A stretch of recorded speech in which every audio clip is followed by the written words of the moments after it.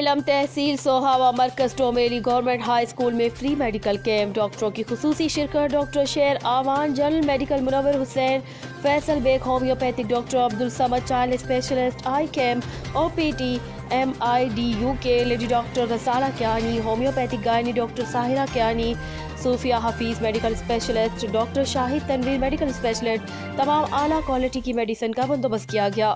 Camp सुबह 9 से लेकर शाम 5 बजे तक रहा। OPD की तादाद 3000 से भी तजावुज़ कर गई। मिर्ज़ा हफीज़, नासिर भट्ट, मुदस्सिर भट्ट, हारून भट्ट, हाजी नदीम, आसिफ सिकंदर, सऊदिया बेकर्स, नोमान परवेज़ और शेख ज़हूर, तमाम इंतज़ामिया ने अपना अहम किरदार और अच्छा किरदार अदा किया।